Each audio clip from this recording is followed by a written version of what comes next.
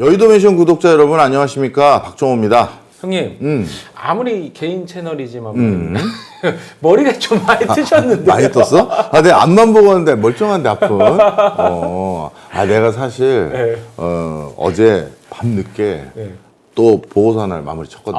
보고서. 그래가지고 또 이제 새벽에 늦게까지 일하다가 또 그 마감 날짜 다가오는데 또 마침 오전 일찍 그 마라톤 대회 참석이 또 있었어. 요즘에 그 뭐 댓글 보면은 뭐 살이 빠지셨다 뭐 이런 댓글들이 많이 나와요. 아마 급격히 빠진 건 장염 때문인 겁니다, 여러분. 하여튼 그래서 내가 머리 수선을 제대로 못했네. 네. 근데 어제 그 간만에 이제 굉장히 머리 아팠던 보고서 하나를 털어가지고 네. 오늘 그거 하면 재밌겠다. 네. 오늘 그거 한번 해보자고. 내가 챗GPT한테 보고서 쓰는데 도와줘서 고마워. 자료조사에서 이렇게 편지를 썼어. 네. 챗GPT한테. 네. 챗GPT 그동안 내가 물어봤던 것들 막 그 다 찾아주고 해서 고마워 하고 잘자 하고 이제 그 장난 삼아. 워낙 기쁘니까. 그러기 이제 하고 끊으려고 했는데 갑자기 궁금한 거야. 챗GPT한테 의견을 물어보고 싶은 게 생긴 거야. 나야 이제 자료 찾는 걸 주로 이제 요청을 하다가 근데 이렇게 마지막으로 고마워라는 인격을 부여하면서 내가 딱 그걸 던지려고 하니까 가만히 있어봐. 내가 챗 GPT의 의견은 안 물어봤네. 한 번도. 어떤 통계 가져와. 그리고 그 챗 GPT 안에도 다 통계를 돌려주는 것까지 기능이 돼. 그래서 예를 들어서 미국 금리 기조의 변화와 그것으로 인한 우리나라 수출입 동향 그래프를 한 곳에 같이 그려줘. 이런 것도 가능해.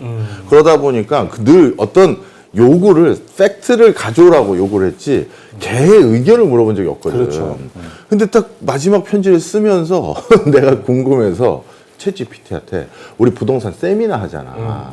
그래서 이 부동산 세미나 하는 것도 마침 내가 이메일도 쓰는 게 있고 그래서 그거에 대해서 의견을 궁금한 거야. 뭐라고 물어봤냐면 어떤 상황이 경제적으로 도래했을 때 집값이 폭락할까? 네 의견이 궁금해. 이게 이제 딱 답변이 나오면서 쭉 설명이 나온 거야. 나는 이제 유료를 쓰거든. 제일 비싼 거. 그렇기 때문에 또 물어보고 하면 열심히 찾아줘. 그래서 다음과 같은 시나리오가 유발되면 이제 그 서울 집값이 폭락합니다. 이렇게 되는 거잖아. 그래서 얘가 지적해준 그 요인들, 어떤 복합적인 요소들, 이 복합적인 요소들이 뭔지를 쭉 언급해 준 게 있는데 5가지 언급해 줬어. 네. 자, 하나씩 한번 살펴볼게. 네. 첫 번째, 급격한 금리 인상. 급격한 금리 인상이야.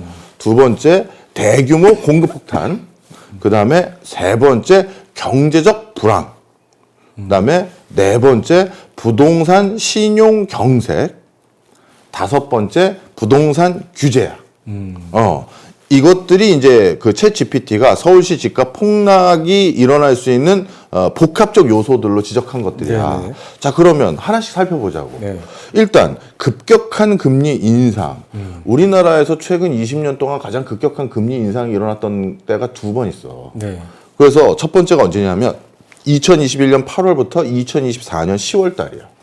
우리 코로나 끝날 즈음부터. 그렇죠. 그렇지. 그때 금리가, 우리 기준금리가 0.5에서 결국 3.5까지 치솟았잖아. 미국에서 뭐 자이언트 스텝이니 뭐니 해가지고. 우리도 어쩔 수 없이 했잖아. 어쩔 수 없이 뭐 연동되는 거니까. 그렇지. 네. 자, 그게 한 번 있었는데, 너 잘 생각해봐. 그럼 이 기간 동안 집값 떨어졌어? 아닌데? 아니잖아. 네. 그래서 내가 뭐야? 하고 챗 GPT 문장을 새벽에 내가 눈 뻐여가지고 이렇게 읽다가 다시 자세히 읽어봤더니 네. 서울시 집값이 폭락할 수 있는 경제 상황은 몇 가지 복합적인 요소가 동시에 그렇지. 동시에 작용했을 때 발생한다는 거야. 그러니까 급격한 금리 인상 하나만 가지고는 집값 폭락이 일어나는 것이 아니라 아까 말씀드렸던 5가지 요소가 동시에 촉발이 된다는 거지. 자, 그래서 마저 설명해 볼게. 챗 GPT가 말한 이유는 첫 번째, 급격한 금리 인상, 이거 하나의 요건이다. 왜? 금리 인상이 되면 부동산 수요가 급격히 위축되는 거고, 그렇죠. 그리고 기존의 그 변동금리를 기준으로 부동산 담보대출을 통해서 집을 구매한 사람은 또 버티기가 어려워지잖아. 그러면 매도는 많아지고 그리고 매수는 줄어들고 그럼 가격이 줄줄줄 떨어지는 상황이 생기는데, 그런데 실제 코로나19 기간 동안에는 그 저 코로나 끝나고 난 뒤에 급격히 금리 인상됐던 그 기간에는 요거 하나만 가지고 요건 분명히 일어났지만 부동산이 떨어졌다고 얘기하긴 어렵잖아. 그러니까 요거만 가지고는 안 되는 거지. 그 다음에 두 번째로 그 우리나라에서 최근 20년 동안 금리가 급격하게 올라갔었을 때는 글로벌 금융위기 직전이야. 그런데 글로벌 금융위기 때쯤에 물론 집값이 떨어졌어. 그렇지만 그게 다시 어떻게 됐냐면 슬그머니 올라가기 시작했거든. 그래서 이것만 가지고 엄청난 폭락이 일어나서 뭐 일본처럼 잃어버린 20년, 30년으로 요거만 가지고 귀결되는 것 같진 않아. 최근에 한 20여 년 가까이 있었던 기간 중에 급격한 금리 인상이 있었던 기간을 좀 살펴보면 요 두 가지가 그런 부동산 폭락을 요거만 가지고 일으키진 않았거든. 그럼 두 번째로 지적했던 걸 살펴보면 대규모 공급 폭탄이야. 자, 그러면 공급을 새로 한다는 건데 아니면 기존의 매물이 공급으로 쏟아져야 되거나 이 두 가지가 맞물려야 되는데 기존의 매물이 공급으로 쏟아지는 건 아까 급격한 금리 인상 등의 요인으로 쏟아질 수도 있겠지만 그건 앞에서 설명했고 그러면 신규로 뭔가 재건축, 재개발 등으로 인해서 서울의 아파트가 막 공급이 엄청 돼야 되는데 너 이거 어떻게 생각해? 될 수 있다고 생각해? 땅이 있어요? 없어. 네. 그리고 재건축, 재개발도 이게 쉽지가 않아. 아, 쉽지 않아요. 대표적으로 여러 가지 요인이 있는데 일단 요즘 워낙 부동산으로 불로소득을 거둔 사람이 많다라는 지적 때문에 초과이익 환수제라든가 이런 것들을 예전보다는 굉장히 강도 높게 유지하고 있잖아. 그러다 보니까 지금 나름대로 금싸라기에 재건축, 재개발을 하겠다라는 사람들조차도 이런 초과이익 환수제를 가지고는 우리가 재건축, 재개발 해봤자 남는 게 없다. 그래서 이건 당분간 하지 말자. 이렇게 스테이 중에 있는 사람들이 그렇죠. 늘었어. 네. 그러면 대규모 공급 폭탄이라는 게 좀처럼 일어나기 어려운 지금 규제 상황이 있다는 거지. 그렇다고 초과이익 환수제를 쉽게 그러면 없애자. 이렇게 얘기하기에도 정치적인 부담이 엄청난 거란 말이야. 그 다음에 절차적 민주화가 엄청 강했어. 강화됐어. 우리 예전에 너 그 영화 봤지? 강남이란 영화. 아, 강남. 예. 거기 보면 그 낙후된 동네 사는 사람들 다 어떻게 해버려? 아, 그냥 뭐 두들겨 패잖아요. 그냥 뭐. 패서 밀어버리잖아. 옛날에는 재개발이 빨랐어. 바로 그 용역 쓴다고 하잖아. 네, 우리 흔히. 그렇죠. 야, 용역 좀 써야 정신들 차리겠어? 이렇게 된단 말이야. 뭐 작업복 같은 거 입고 와서 인분가 했는데 뭐 아니고. 문신 있고. 맞아. 온몸에 문신이 있고. 예.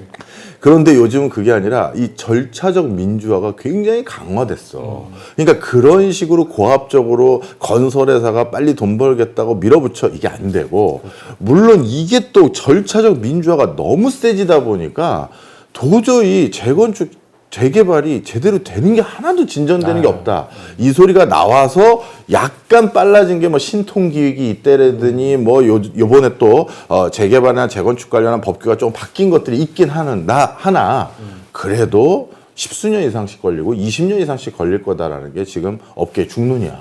자, 그러면 절차적 민주화 강화됐기 때문에 대규모 공급 폭탄 쉽지 않고 초과이익 환수제라든가 사회적인 어떤 뭐랄까 안정감 이런 것들을 도모하기 위해서 또 양극화를 좀 약화시키기 위해서 도모했던 이 제도들도 없앨 수도 없고 그렇다고 이걸 계속 유지하자니 또 공급은 안 되는 상황이고 거기다가 또 어떤 형태들이 요즘 확인되기 시작했냐면 이 요즘 굉장히 이제 재건축이 빨리 진행되기 직전에 와 있는 압구정 현대아파트예요.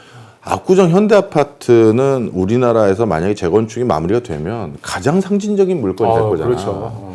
그러면 너는 그 압구정 현대아파트가 지금 재건축이 됐을 때 몇 층짜리 아파트로 올라갈 것 같니? 100층이요? 나도 그렇게 생각했어. 네, 왜냐면 이거 뭐 20, 30가가 어림도 없고 그거는 뭐 50층도 아니에요. 제가 봤을 때 한 100층까지는 해야지 뭐가 뭐 되든가 하지 않을까. 그런데 놀라운 게 뭔지 알아? 내 주변에 거기 사시는 분들이 좀 있고 방송 쪽에서 만난 분들은 또 많이 있을 거 아니야. 우리 높이 올리지 말자야. 지금 현재 법규상 일정 층 이상 높이면 반드시 규제를 굉장히 세게 받아. 그리고 많은 것들을 서울시하고 협의를 좀 해야 될 것들이 생겨. 그런데 압구정 그럼에도 불구하고 그걸 하는 이유가 뭐겠어? 지금 중저층 아파트를 초고층으로 올리면 실제는 아니지만 여러분 비유적으로 표현드리는 겁니다. 아파트가 우리한테 한두 개씩 더 생기는 거잖아. 수직적으로 확장되는 거니까. 그렇지. 원래 여기 있던 사람들에게 다시 올린 건데 합쳐서. 근데 우리가 20층인데 40층 올리면 한 채씩 더 생기는 거고 단순 계산해서요. 60층 되면 두 채 생기는 거잖아. 그런데 압구정 현대아파트 주민들의 그 내부 회의 결과가 높이 올리지 말자. 그래서 서울시의 규제가 부담돼서 그런 건가 했더니 일부 원주민들 중에서는 이것도 압구정 주민들한테 욕먹는 거 아닌가 모르겠네. 실제 있었던 조합원 회의 때 나왔던 얘기야. 그렇게 올렸다가 어중이 떠중이까지 다 들어와 살면. 야, 선민의 의식이. 나 또 우리 어중이 떠중이로 오늘 진행을 할까? 저는 뭐 노비 출신이니까 어차피 뭐 들어도 상관없는데. 바로 바깥에서 보는 사람들과 내부에서의 이 톤의 매너가 다른 거야. 여기 사는 사람들이 원하는 건 이걸로 내가 무슨 압구정 현대아파트 사는 사람들이 그렇죠. 인생 역전을 노려. 네, 역전이 된 사람인데. 그래서 너무 높여봤자 반포처럼 길만 막히고요. 그렇죠. 별의별 얘기가 많이 나왔대. 차라리 높이지 말고 적정 층고로 하자. 39층. 39층짜리 아파트는 많죠. 뭐 예를 들어 그런 거든 뭐 40층은 없겠지 그래도 하여튼 자 그래서 그 정도로 얘기하는 게 지금 대세라는 거야. 아직 뭐 최종 결정까지는 안 갔으니까 뭐 제가 함부로 얘기할 수는 없고 전부가 아니라 신현대 쪽이야. 내가 들었던 쪽은 구현대 말고 또 구현대 분들 우리 그런 얘기 안 했다 이렇게 하시지 마시고 신현대 쪽에서 전 주로 들은 겁니다. 자 그래서 결국 이런 분위기까지 중첩되면 대규모 공급 폭탄 있을 수가 없죠. 없는 거지. 그러면 압구정만 이런 결정하겠어? 청담동에서도 비슷한 생각 가진 사람도 있을 거고 삼성동에서도 있을 거 아니야. 그러면 대규모 공급 폭탄도 생각보다는 이게 쉽지가 않다. 저희 아버지도 뭐 어떤 그 재개발 이런 걸 좀 기다리시고 계신 게 있는데요. 10년 전에 10년 걸린다고 그랬는데 얼마 전에 여쭤보니까 또 10년 걸린다고 하시더라고요. 계속 10년, 계속 10년. 네. 맞아. 그리고 또 한 가지. 예를 들어서 이건 어느 시점에 착공하자라는 건 조합원들이 결정하는 거야. 네. 그럼 조합원들은 다른 동네도 재건축 시작했대요. 우리도 동시에 시작합시다라고 하면 그렇게 해서 분양되는 시점이 비슷해지면 본인들 집값이 어떻게 돼? 떨어지죠. 그렇지. 네. 그건 또 싫을 거 아니야. 그렇죠. 그러면 동시다발적으로 재건축을 진행하고자 하는 것도 조합원들끼리도 스스로 어느 정도 눈치 보겠지. 봐가면서 해야 돼요. 그렇지. 그리고 또 한 가지. 서울시 입장에서도 대규모로 동시에 재건축, 재개발을 허용해주면 거기 원래 살던 사람들은 거기 완전히 이제 나대지 바뀌는 거니까. 그럼 어떻게 돼? 다른 데 살아야 될 거 아니야. 그렇죠. 그럼 전세값이 폭등해. 그잖아. 그렇죠. 그러니 서울시도 그게 대안이 없다 보니까 대규모 공급 폭탄이 일어날 것 같은 대규모 공급을 일순간 동시에 할 수가 없어. 서울에 살던 사람이 뭐 재개발한다고 갑자기 뭐 전남 나주로 내려와서 살고 그러지는 않잖아요. 그렇지. 자, 그러면 두 번째 것도 우리가 약간 어떤 관점에서 바라봐야 되는지를 알 수가 있고, 세 번째, 경제적 불황이라고 해놨어. 그러면서 챗 GPT는 이 경제적 불황이 뭘 의미하는 거니? 내가 물어봤더니 구매력이 감소해서 서울에 살 수 있는 집을 사람들이 돈이 있어야 살 거 아닙니까? 그런데 이 구매력이 감소하면 못 사잖아요. 그걸 지적했더라고. 자, 그런데 나는 이거는 부분적으로 동의해. 그런데 이 부분적으로 동의하는 건 내가 서울 강남 집값을 물어본 건 아니었고 서울시 집값 폭락을 물어봤잖아. 서울의 여타 지역 같은 경우도 2025년도 들어서는 사실 상승 여력이 줄어들거나 아니면 떨어지고 있는 지역들도 꽤 있어. 아주 동 단위로 내려가 보면. 왜 그러냐면 지금 경기 진짜 안 좋거든. 네. 그럼 이렇게 경기 안 좋았을 때 소비 여력이 점점 줄어드는 계층들 있는 거야. 그러면 그런 쪽에서는 당연히 그런 동네에서라도 나도 내 집 장만해서 살고 싶겠다, 살고자 하는 사람들이 이제는 내가 대출 못 갚을 것 같아. 우리 집 구매 시점을 좀 뒤로 미루자. 아니면 인서울로 들어가는 시점을 좀 뒤로 미루자. 이렇게 되는 거가 있거든. 그런 데는 말이 맞아. 그런데 또 다시 이걸 가지고 서울 전체를 얘기하려고 하면 안 맞는 게 KB는요 항상 부자 보고서라는 걸 내. 그 부자 보고서가 대한민국의 금융 소비자들 중에서 초프리미엄 계층. 그러니까 예금 통장에 그냥 10억 원 일단 박아놓고 10억 이상은 박아놓고 있는 사람들만을 분석한 보고서거든. 우리나라의 예금 통장에 현금 10억 이상, 그러니까 100억도 있고 300억도 있을 수 있는데 일단 10억 이상 되는 사람이 41만 명이야. 그런데 이 41만 명의 트렌드를 보면 작년에 우리나라 경제 성장률보다 훨씬 더 높은 투자 소득을 거뒀어. 수익률을 따졌을 때. 그러니까 국가가 경제 성장률이 떨어지는 건 맞지만 그 떨어지는 시계열과 달리 다른 시계열로 수익률을 거두고 있는 사람들이 또 있는 거잖아. 그 사람들의 수익률은 아직까지 견고해. 그렇다면 강남 3구의 경제적 불황을 전부 지금 그렇게 전개되고 있다고 얘기하기는 이것도 어려운 면이 있는 거지. 그럼 네 번째는 또 뭐냐? 부동산 시장 경색. 난 이거는 지금 전개되고 있다고 봐. 왜냐하면 나도 모 부처에 국장님들 대상으로 연수 받으실 때 이걸 얘기를 드렸어. 뭐 신입 국장님들 연수하는 그런 과정이 있거든. 그럴 때 내가 가끔 간단 말이야. 그리고 새로 과장되면 또 연수를 받으셔야 되는데 그때는 내가 발표를 해.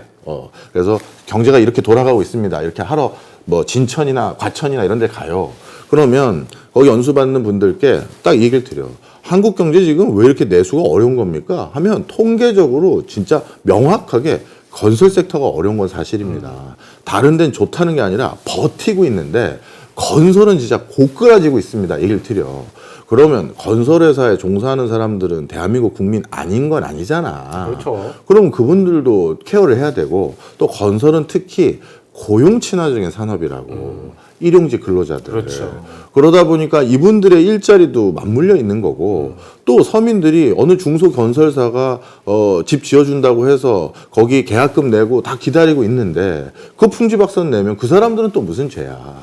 이게 토건 세력 지원한다 이렇게만 볼 게 아니라 당사자가 되면 내가 어디 정말 생애 첫 주택으로 조그마한 군소건설사가 지은 거라도 내 집이 있었으면 좋겠다라는 일념으로 그래서 그거 다 청약하고 계약금 넣는데 갑자기 그 회사 부도 났는데 정부가 모른 척하면 그걸 그래도 토건 세력이라고 얘기할 수는 없는 거야. 아유, 가끔 나와가지고 막 눈물 흘리시면서 막 진짜 하시는 거 보면 마음이 아프더라고요. 그렇지.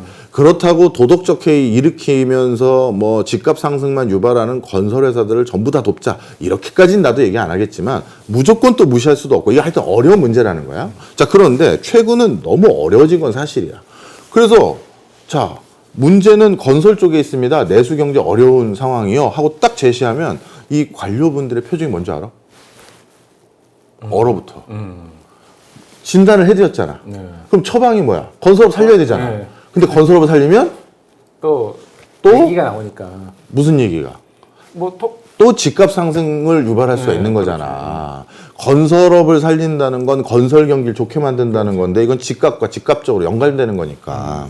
따라서 어떻게 보면 지금 정권 잡은 곳은 지난 정권에서 부동산 정책을 실기했기 때문에 정권을 잡았다고 생각하는 거고 반대로 다시 정권을 되찾아와야 되는 곳은 이번엔 정말 우리 조심하자 이렇게 해야 되는데 건설 경기가 너무 안 좋고 내수에 지금 큰 아킬레스건입니다 했는데 이걸 지원했다가 자칫 잘못하면 오세훈 시장님이 그 토호제 풀었다가 지금 난리 났던 것처럼 야 이거 우리 또 된통 독박 쓴다 이럴 수도 있잖아. 그래서 이거는 지금 부동산 신용이 엄청나게 경색되고 있는 건 맞아. 자, 그리고 다섯 번째 부동산 규제. 이 부동산 규제라는 걸 강화했었을 때 또 폭락이 중요하게 작용할 수 있는 환경적인 요소 중에 하나다 이렇게 돼 있어. 근데 내가 우리 여의도 맨션 계속 보셨던 분들 우리 초창기는 부동산 얘기 참 많이 해드렸잖아. 그렇죠. 네. 그거 보신 분들 아마 기억들 하실 거예요. 내가 그때도 분명히 얘기했어.